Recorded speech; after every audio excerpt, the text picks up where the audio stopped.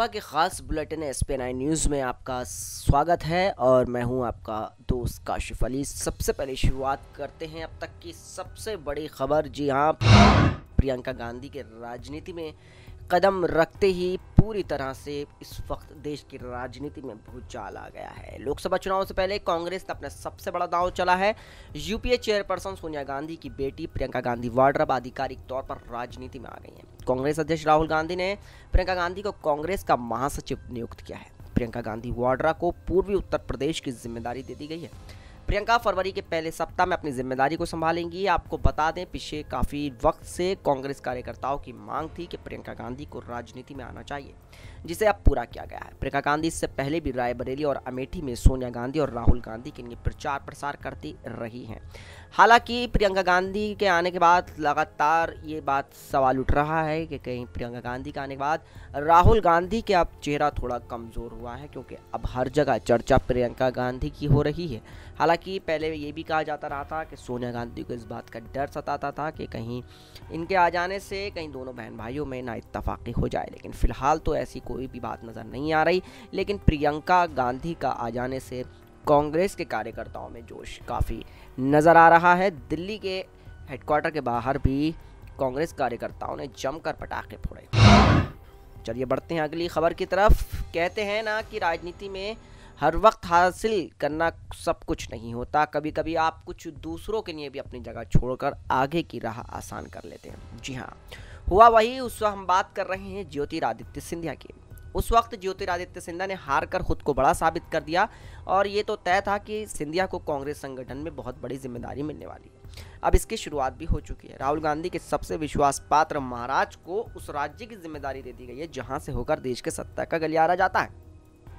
80 लोकसभा सीटों वाले उत्तर प्रदेश के पश्चिमी छोर पर बैठकर ज्योतिरादित्य सिंधिया कांग्रेस पार्टी को मजबूत करेंगे और उन्हें पश्चिमी यूपी का प्रभार दिया गया है, जिसे साफ तौर पर कहा जा सकता है कि पश्चिमी उत्तर प्रदेश अब ज्योतिरादित्य सिंधिया के हवाले होगा। यानी साफ तौर पर कहा जा सकता है कि ज्योतिरादित्य सिंधिया के एक बड़ी जिम्मेदारी उनको नवाजा गया है। हालांकि गुलाम नबी आज़ाद को हरियाणा का प्रभारी बनाया गया है।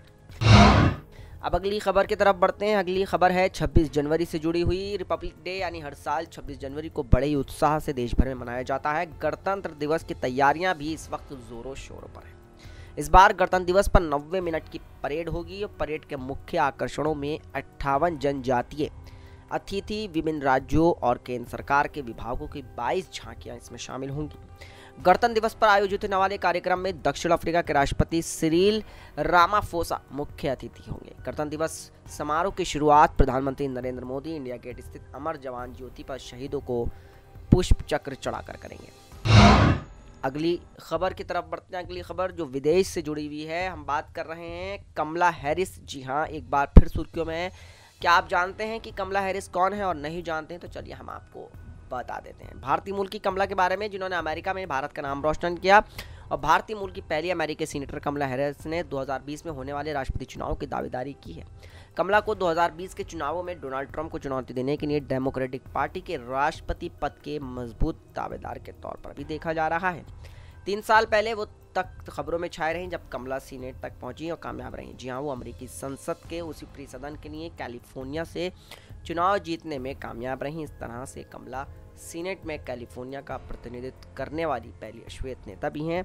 54 साल की कमला हैरिस ने लोरेटा सैंचेज को 34.8% के पॉइंट मार्जिन से हराया था।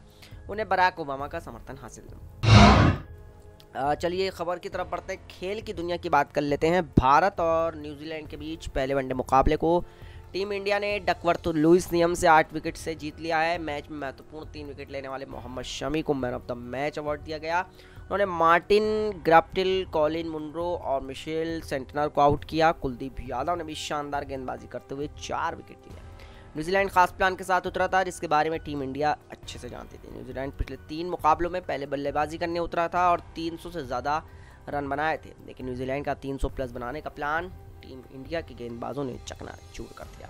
MS धोनी ने विकेट के पीछे शानदार स्टंपिंग की और कुलदीप यादव के साथ मिलकर विकेट चटकाए। यानी साफ तौर पर कहा जा सकता है कि भारतीय क्रिकेट टीम की जीत कहीं ना कहीं विराट कोहली के सर एक और सेहरा बन गया है। बहरहाल अब देखना यह है कि भारतीय क्रिकेट टीम आगे किस तरीके का प्रदर्शन करती है। तो आज के इस बुलेटिन में इतना ही, फिर इजाज़त दीजिए, हम फिर आएंगे नए बुलेटिन के साथ। तब तक जुड़े रहिए और देखते रहिए SP9 न्यूज़। नमस्कार।